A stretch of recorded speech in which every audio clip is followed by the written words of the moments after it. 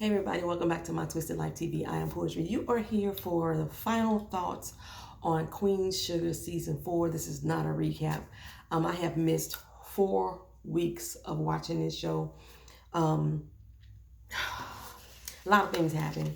If you are a regular to this channel, you know all those situations that I was going through.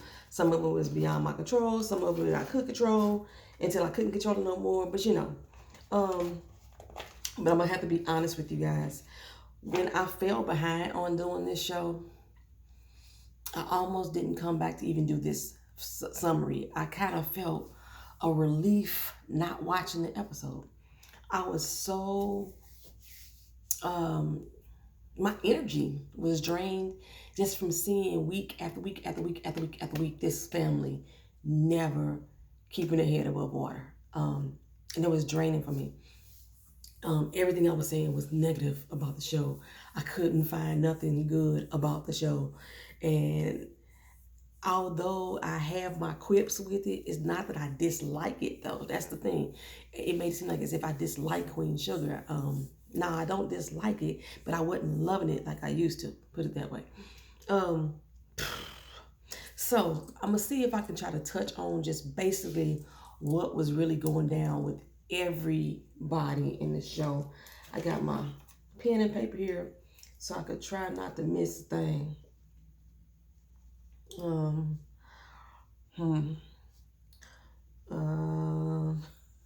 Sorry, y'all. Who I want to start with? Micah?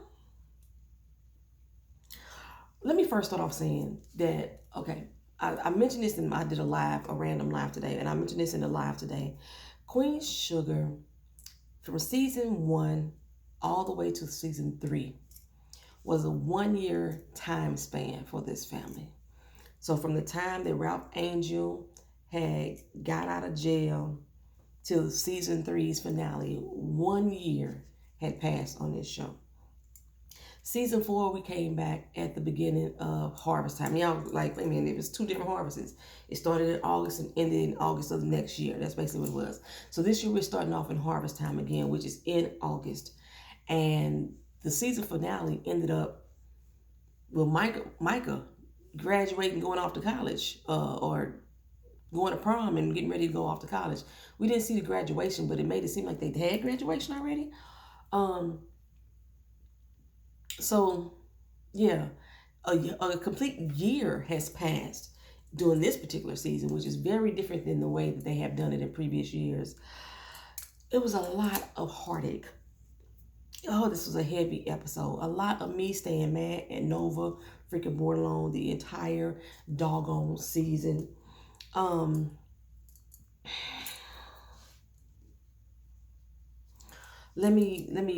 We saw Remy exit stage left.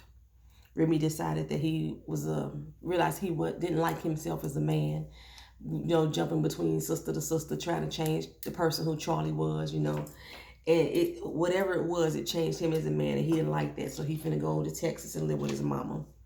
I believe that's the way it was going down. So we got rid of Remy as a cast member on the show. I don't expect Remy to return.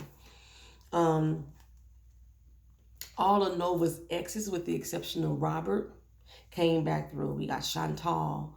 We got the introduction of her professor, and then she was dismissed as well. And then Calvin came back. Calvin came back and stayed around because Calvin was supposed to be Nova's true love. Like I say, all through these seasons, we've always mentioned if Rutina Wesley didn't act her ass off in any other part of this doggone series, every time that Calvin stepped in the room, Rutina Wesley was acting her ass off.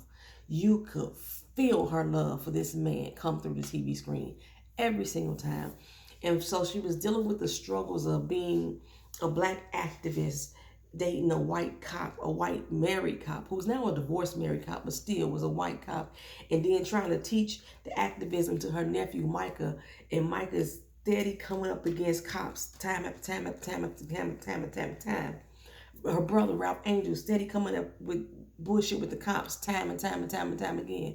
And now Charlie having all these interactions with the police officer, and you trying to introduce this white officer into our lives as part of your lives. I want to say I was on Miss Honey's channel, and one of her viewers had put in the comment section, one of her tribe members or her honeybees had put in the comment section that Nova brought along. The only person that she gave an actual apology to was Calvin. She did all this hurt to her family and still justified time after time after time all the what she did as far as writing that book and putting that information in that book as truth. She justified that time and time again. But when it came to Calvin, she offered up a sincere apology. And of course, Calvin was going to be on her team, yada, yada, this, yada, yada, that. We see that through this episode that her and Charlie made up, her and Aunt Vi made up. And but in all honesty, I would have been the same way as Ralph Angel for a while. Because at least for Charlie and for Aunt Vi, for me, I still didn't hear a sincere apology. I still heard from Nova, I'm hurting because you're not speaking to me. And I want us to get our bond back. I hear what you're saying about what I did, but let me tell you the reason why I did it. She always had that but. She always had that but. So I still didn't get from Nova a genuine apology to my liking.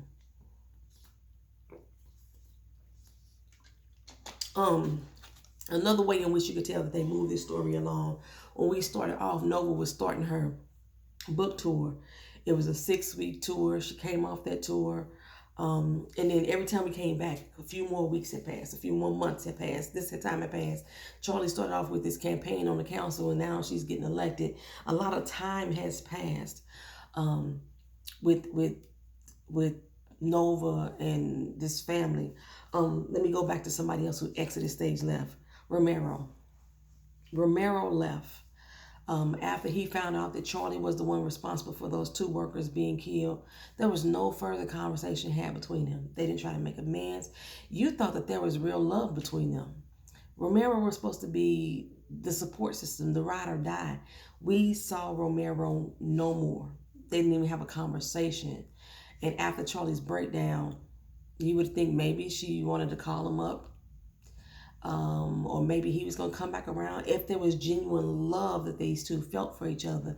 Since he just vacated like that, it questions whether or not he had genuinely loved Charlie. For me. Who else exited stage left off this episode? We got Remy gone. We got Romero gone. Was there anybody else that left? Chantel, I don't think she's coming back no more. They didn't bring Robert back, so I don't think he's coming back no more. David West, I don't think he's coming back anymore. Micah's gone off to college. There's no need for Davis to come back now. So I don't think Davis West is coming back. And when that mill burnt down, I told y'all before, I thought that Davis should have been part of picking up a phone and dialing a number. Nisha, who the fans love so much for Ralph Angel, this beautiful black sister, intelligent, knowing that Ralph Angel had a color complex these first 3 seasons, to see him with a melanated, beautiful black sister that's smart, who's down for him and helping him. I don't think she's gone. I thought she was supposed to have been added to the cast. Matter of fact, Romero was supposed to be added to the cast for real too. But after he confessed his feelings about Darla to her, there was no more of Nisha. Nisha was like, I can't play second fiddle. I heard you, girl. She said, somehow we'll make it work with the kids. But Joy, the way that they promoted her coming onto the show, she was supposed to be Blue's new best friend.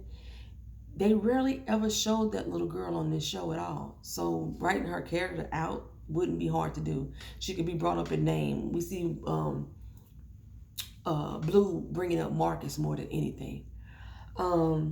This secret auntie, I thought for some reason that she was going to actually come to St. Joe and see her family of some sorts.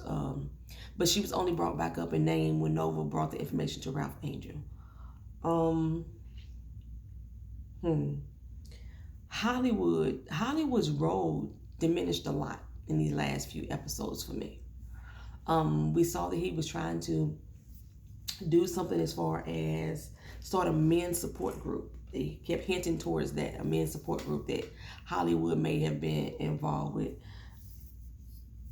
Let's see. Something ain't right with my mic, y'all. So I'm trying to... Let's go back that way. So we saw, yeah, maybe like a men's support group. We heard Hollywood mention at the end of this episode, now all of a sudden Hollywood was interested in a restaurant. I've never, ever heard Hollywood bring up a restaurant before. He brought up a barbershop and you thought it was a bad idea. But now Hollywood could probably bring up his own Wingstop restaurant. I was surprised to hear that as well. I'm so sorry. I'm tired.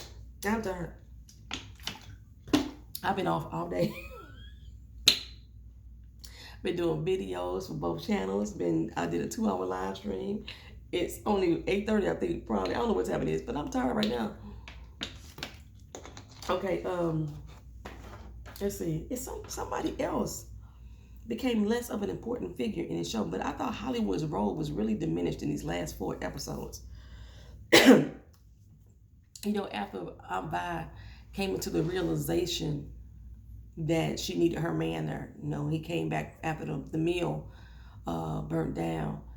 You saw Vi being overly supportive and overly affectionate and overly caring in relationship to Hollywood, in opposition to how we have viewed her treating Hollywood over these years. She seems to have made a complete turnaround. Vi, you still need therapy to me. Like she came into some truth of her own, but she still needs therapy to me. But she seems to have made a complete turnaround, and seems to be wanting whatever Wood wants. Whatever you want, I'm there to support you. She's still ain't gonna get on that motorcycle though. Darla and Micah, not Darla. Oh goodness, Micah and Kiki. Kiki came around a lot in these last few episodes. Kiki was ready to have sex. They was gonna plan it for prom. This prom now, one of the dudes, I think it was RJ, realized that Micah had another room, so now they realized that him and Kiki was probably about to smash, and now Kiki feeling embarrassed, so now they feel it's not the right time. They got trapped in the hotel, didn't make it to prom because it was storming out real bad. Anthony was supposed to be released for jail, so we got Ant Dog out of jail, and he was going to come to prom, but I don't think he went. He was supposed to come to the hotel, but he didn't come. He fresh out of jail. He probably don't want to be around y'all celebratory moments because y'all about to graduate. He not. He been in jail this whole year, But they didn't have sex at that particular moment. Micah, Kiki's going off to Tulane, and Micah was supposed to be going off to Harvard. When they said Micah was going to Harvard, I was like, no, he not. I knew he wasn't. I knew it in my soul. Micah was not going to Harvard. I was surprised from the giddy up that Micah was not going to an HBCU. They all pro-black now. You know what I'm saying? He then grew the Eric Killmonger locks. He blacker than black. I was so surprised to see he was going to Harvard. Actually, when they said Harvard, I looked at the shirt again like, did they mean Howard? I just saw the H and the D, and I said, they mean Howard, right? No, but they meant Harvard. I knew he was not going to Harvard. And they were giving him his little celebration party for him making it into Harvard when he announced to Charlie that he didn't want to go. He going to Xavier. Xavier at his expensive ass university. Keena got accepted into Xavier. We didn't go to Xavier because of how much it costs. It's still an expensive school. For what Michael wants to go study, it's a good school for that. I don't know what his major was supposed to be as far as Harvard was concerned. But Charlie had said something like, you go to Harvard and you can learn how to start a business. Charlie, that's bullshit.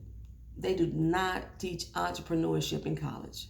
They don't teach you entrepreneur. They teach you how to become an employee, which is what she said. She want him to be the most marketable as far as an employer to hire him. And he can get out and start his own business, yada, yada, this, yada, yada. They do not teach you entrepreneurship. They may have an entrepreneur class, but they don't teach you how to start a business from scratch and how to get out and be on your own, and they don't teach you that. And there's too many facets of a business for them to put that all into one class or one program. Because you got your marketing, you got your logistics, you got your accounting. All of that makes up a business. They teach you how to be an employee. But his passion is in photography. Basically, Micah is trying to be a photojournalist. He wants to tell a story with his pictures. He wants to, be on the cover of Time magazine with his pictures. And he's really into the history and the about photography and what the pictures mean, and expressing that through photos. And I understood Charlie's whole argument, like, no, you have been afforded this opportunity, you have been afforded this privilege, and you are not going to throw it away.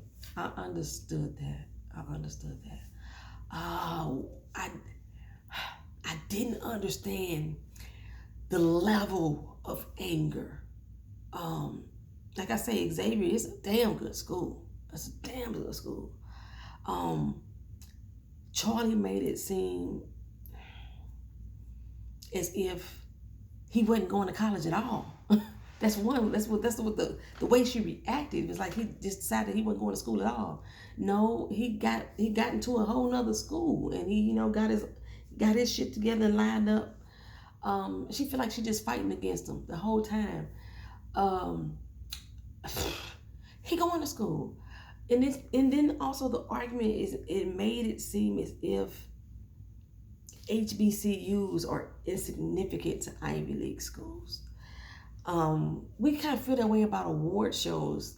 They think the Grammys are so much better than the BET Awards, and that's because of the value that we as people place on them schools, place on those award shows and things like that. So I'm gonna say I understood what she was saying, but the boy's still going to college. He's still going to college.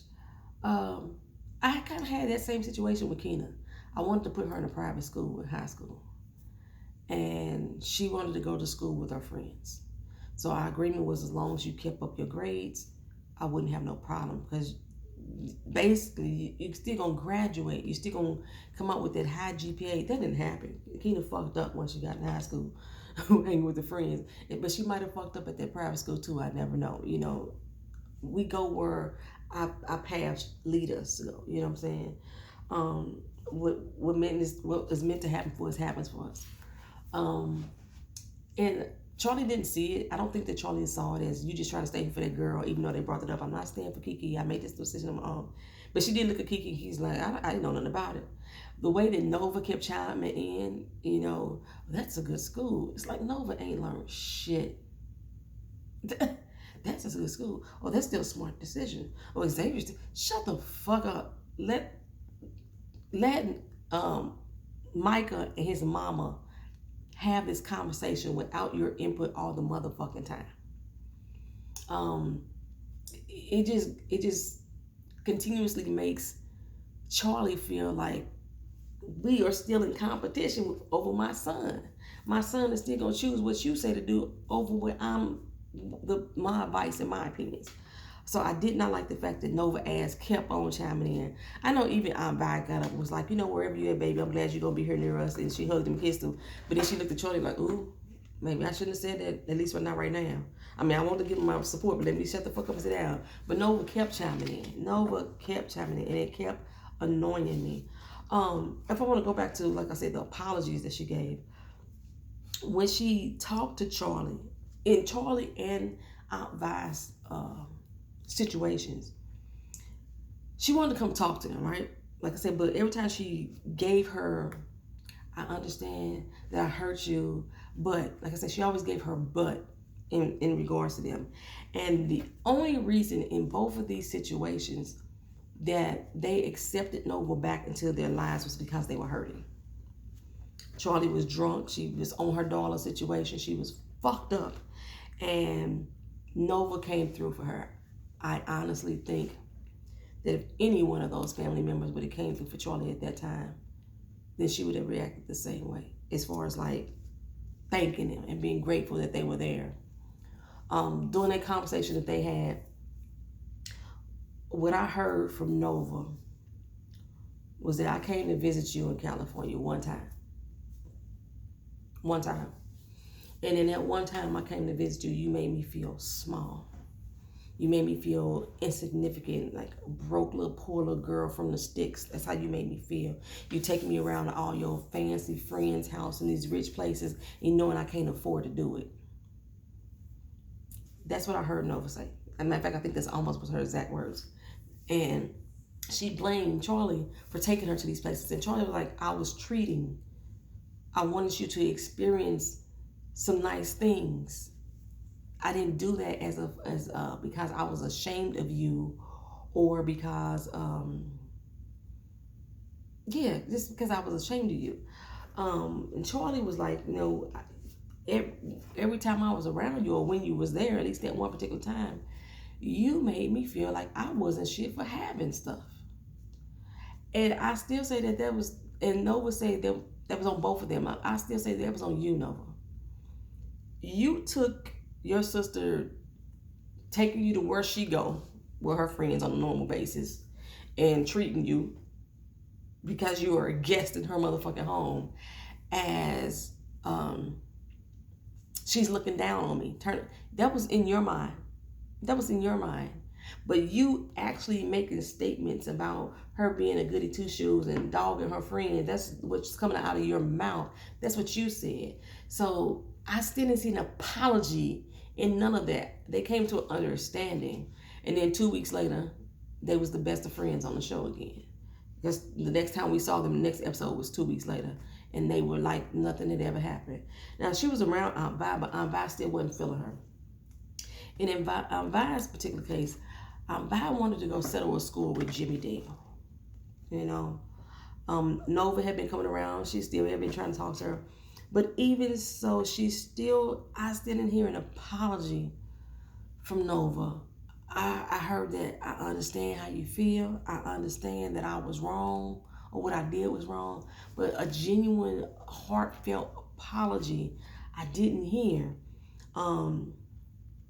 I don't want to be mad at her. She don't want to hate her. We remember the prayer she gave. She don't want to hate her. She loved the little hard-headed girl, is what she said. So when she offered her the ride, Vi took the ride. She just said she wasn't ready to talk to her, but she was going to talk to her during that conversation. She went ahead and talked to her. And Vi did all the talking. She told Nova to shut the hell up. Let me talk. That's all you can do is talk. You don't know how to listen. But because even with what was about to come out of Nova's mouth, Nova still was not apologizing. She was still trying to justify her reasons for why she did what she did. But in this particular case, like I say, Vi was going through a moment of pain. She was confronting Jimmy Dale. I was kind of disappointed to see that Jimmy Dale lived so raggedy. I was. But it tied into the story. But I was disappointed to see that they had made him like a bum, like you abusive to women, you ain't shit, and this is the rewards that you reaped. Because in what I see in my life and people I know around me, that's not always the case. Usually, from what I can see, the people who dog people out the most are the ones who are living hound to hog, and us out here trying to live right and do right and walk righteous, and or ones of us who out here doing right by the Lord, struggling like a motherfucker. So I was kind of disappointed to see that there was that they wrote it that way. But like I say, it fit into the storyline, because basically, Aunt Vi looked around at him and said, "Look, I'm looking at your house. Yeah, we got a run down house, the steps leaning over. He came out, he was all dirty and dusty looking. She's like, you had to clean your ass up to come up to me, try to make yourself look better than you was, like you had it going on. And I realized that you ain't shit, you ain't got shit, you ain't gonna never be shit, you never was shit. You know what I'm saying? I won."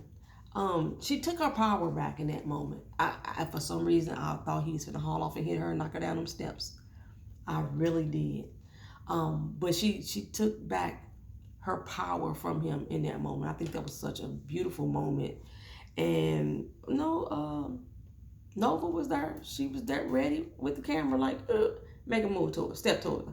There was this young girl, Jimmy Dale's messing with this 12-year-old, because the girl looked young, that he was beating the shit out of. And Vi was able to convince her to leave and go to a safe house, which is hard to do, y'all. I ran up on women in battles, women I didn't even know, and fight with different men on the street, getting their ass whipped, drugged down the street, pulled off front porches, even people I know, and then they still end up going back to that man or not leaving that man or yada yada this, yada yada that. And some family members that are the same. So I was very surprised that the girl left. Usually they like, nah, I ain't going nowhere. And then later on, they realized that the person that gave them the information was accurate. Like, I should have got out of here. But she left. And I was like, if she try to leave and go back to his ass, y'all call me. That's what she told people at the home. I just thought that was such an empowering moment during the show. But Jimmy Dale said, that ain't the last of him. You ain't seen the last of me, woman. And I kind of don't want to see him anymore now. Like, I thought there was so much more reason to why he came. I thought there was something, more significant to why he came. It just wasn't. And I was very disappointed in that.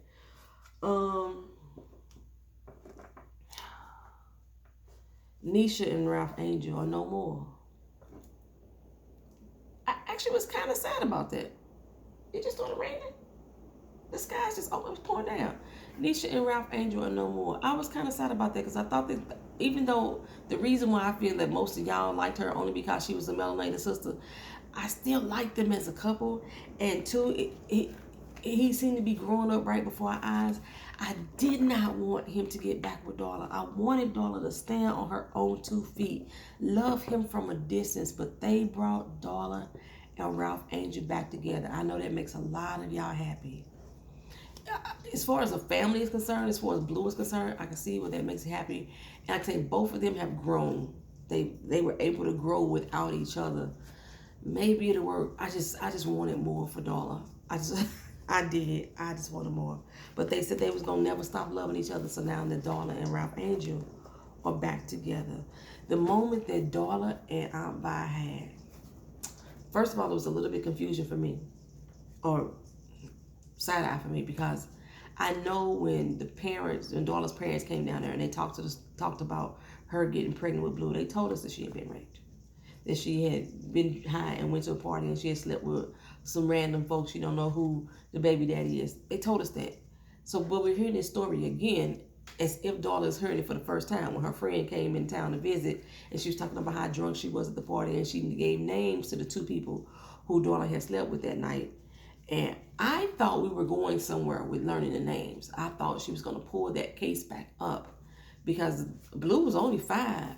So the statute of limitations may not have ran out. I thought that's what she was going to do. She was going to go and charge them with something like if she did a DNA test, she could find out which one was the one who, well, she could probably prosecute both of them for rape, but at least have that one because she has Blue as proof. That's where I thought we were going with that story. But Darla fell off the wagon. Y'all know that broke my fucking heart. She didn't go back to crack, but she was drinking and just drunk. I wanted to choke the shit out of Nova board alone. Oh, but it was hearing the information about the rape again that sent her over, and who was there for her? Aunt motherfucking Vi. The one person who can't stand Darla. Aunt Vi was there for her. And she told her not to take that blame on herself. It is not your fault. You were high. You couldn't say no. Anybody in that state of mind does not have the legal capabilities to give consent.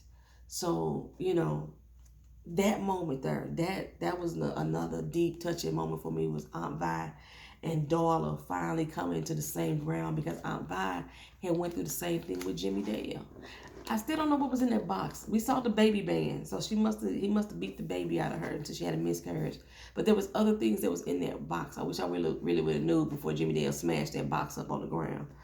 But yeah, but Darla is the one person that Nova did not apologize to or for. Because Ralph Angel was still angry with Nova the entire finals episode. and I was with him the entire. Even when Aunt Vi was like, Aunt Vi had made amends and now she hugging her up and back in the house. And Ralph Angel, like, just because y'all made friends, so it don't mean that I got to. I was feeling Ralph Angel on there right there. But Ralph Angel got a real apology. The apology that Nova gave her brother was an apology, with the exclusion of Darla. With this, in as much rage and discontent or ill content or hate that Darla got for Nova, she still wanted her son to be with his auntie that he loved. Like, she banned her. Remember, she's like, I don't want you ever around Blue again. She changed her mind because she said Blue needs as much love as possible, and she knows that woman loves that little boy. But the apology that she gave to Ralph Angel was just as sincere as the apology that she gave to Calvin, in my opinion. But Darla still didn't warrant an apology, even though they were standing there at the end of the episode by the gravesite and Darla was included, like she was family member at this time. She didn't get no apology. Charlie, on the other hand, dealing with these funky ass borderlones and boudreaux about this damn land and the freaking and the fracking. Sam Landry was playing them all. Let's just say Sam Landry was playing them all. Charlie had all kind of shit happening to her. They was getting the land, taking over Francis, burning down the mill. We found out that Hank Williams was working for Francis. He wasn't even working for One World Energy. Nova started putting on her journalism hat and started helping out, trying to find out things that she could have been doing all along. But the Borderlones are back together, helping each other out, trying to figure it all out. And Francis got arrested in relation to the mill burning down and all kind of other fraudulent stuff. Earlier, Charlie got arrested. They had arrested her. We found out that the secret that Nova found out on the show was that they kin to the Borderlones. I kind of knew that shit. They kin to the Landrys. They cousins. They share the same great grandmother. Okay. But then we also found out that the secret that Aunt Vi and Sam Landry showed Sarah was Sam Landry had slept with a black woman named Betty, had fathered a child, and Aunt Vi helped spirit her away. But it's been about 10 or 15 years since Aunt Vi seen her. But that's okay. Because his daughter, Parker, the one who's running One World Energy, who's doing all these payoffs, Parker is back in town. Sam Landry's daughter, the one who plays Tegan on How to Get Away with Murder. She was the mama on Underground. I can never remember what her name was on Underground. She was just the mama, and I couldn't stand her on Underground for real. Josephine, something like that. I don't remember. So now we got the two biracial sisters going against each other. But one thing I think that's going to save the land, because she's talking about stripping Ralph Angel of the land. She's already put in her legal documentations to get it popping, get it started, get it done. The one thing that's going to save them is that Trudy is buried on that land. It is sacred ground. And I think that's what will stop the eminent domain from happening, the taking over of the land, is that Trudy is buried. It's a burial ground. That Trudy is buried on that property. I think that's what's going to break it all down. I wonder how many other Borderlones are buried on that land. For some reason, I sense it's more than just Trudy. Somehow, I sense it's more. Did I cover everything, y'all? Vi, Jimmy, Earl, Nova, Charlie. Charlie won the race. And so she got a tough, I thought we was going to have like we were finally done with the Landrys and the Boudreaux, and we were just going to deal with this new Parker Mitchell person. But to find out that Parker Mitchell is Sam Landry's daughter, we still fucking around with this damn family. And Sam Landry basically just used everything he could against Francis to get his sister out of the way. He had an agenda of his own. He was the one that was really spearheading it. Charlie just got played again. Like, we couldn't end this shit just on a good motherfucking note that she won the race. Fuck, we can't. It's always something with this damn show. Every time we smile a little. But they ended this season as if like a reality TV show. We saw Hollywood and Aunt Vi talking about the Wingstop shop that he could possibly open up. We saw Micah and Kiki off when somebody's university taking pictures, he in his Xavier shirt, she in her Tulane shirt. Um, who else do we see? Nova and Calvin moved in together. They get in the house together. She even brought Calvin around to meet the family. Everybody was like, how you doing? Except for Micah and Ralph Angel. He still wasn't speaking to her at that time. But everybody except for Calvin with open arms. They moving in together. And I was like, okay, so you taking Calvin around to meet your family. When you gonna meet his kids? You don't seem to know much about them. When you gonna meet his kids? I was wondering that. Y'all moving in together. Y'all getting a house together. You ain't met his kids. What else happened? Prosper and them. You know, Joaquin, his daddy and them, Charlie's still working on getting them back, you know. We know Francis had something to do with the ice raid. I think that's everything. I think that's everything, y'all. So I'm glad the season is over because it brought me such heaviness. It really did. Like I said, even the ending. Like, once we smile and Charlie won the race, everybody off to school. You know, Francis locked the fuck up. And here we go. Now she got to fight against another motherfucking sister. Sam Landry's. Your cousin. That's who she is to you. Your cousin, Charlie. Now you got to fight against her.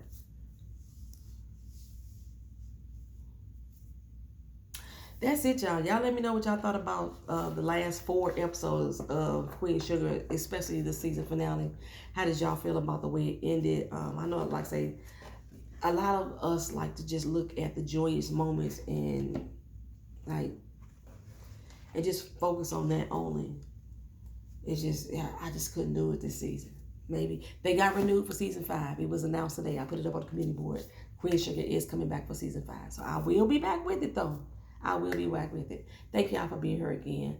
Hang with me this whole entire season. Now I gotta get these Dr. Greenleaf videos put up. Like, comment, share, and subscribe. Peace.